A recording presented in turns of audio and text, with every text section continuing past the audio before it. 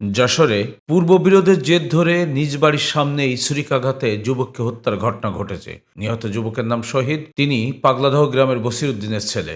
শনিবার বিকেলে নওপাড়া ইউনিয়নের পাগলাদহ গ্রামে তার নিজ বাড়ির সামনে এ ঘটনা ঘটে। পুলিশ ও স্থানীয়রা জানায়, শনিবার বিকেলে পাগলাদহ এলাকার শহীদের বাড়ির সামনে রহমানের দোকানের মোড়ে ছিলেন শহীদ। এ সময় পূর্ববিরোধের জের ধরে একই গ্রামের কয়েকজন যুবকের সঙ্গে তার কথা কাটাকাটি হয়। এক পর্যায়ে তারা শহীদকে ছুরিকাঘাত করে ফেলে রেখে পালিয়ে যায়। আহত অবস্থায় শহীদের বাবা বসিরউদ্দিন তাকে উদ্ধার করে যশোর 250 শয্যা জেনারেল হাসপাতাল নিয়ে যান। হাসপাতাল নেওয়ার পর জরুরি বিভাগের কর্তব্যরত চিকিৎসক তাকে মৃত ঘোষণা করেন। শহীদ নামে অনুমান 45 বছর বয়স্ক একজন ব্যক্তি বিকাল 5টার পরপরই আমাদের জরুরি বিভাগে আসে। তারপর আসার সাথে সাথে রোগীটাকে আমরা দেখি এবং তাকে মৃত বলে মনে হয়। তখন আমরা ইসিজি পরীক্ষা করে একদম নিশ্চিত হই। নিহতের স্বজনদের অভিযোগ, একই গ্রামের পিয়াস, আলিফ, ইরান ও রিয়াজ এই ঘটনার সঙ্গে জড়িত বলে সন্দেহ করা হচ্ছে। ঘটনার পর থেকে তারা পলাতক রয়েছে।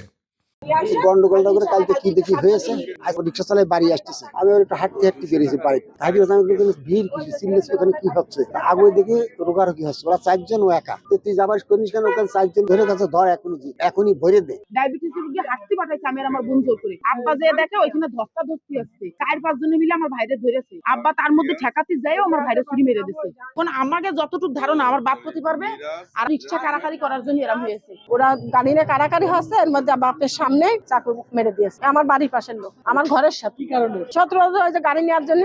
এদিকে কোতোয়ালি থানার ওসি ফারুক আহমেদ জানান, পুলিশ ঘটনার তদন্ত শুরু করেছে। জড়িতদের চিহ্নিত করে দ্রুত আইনি ব্যবস্থা গ্রহণ করা হবে।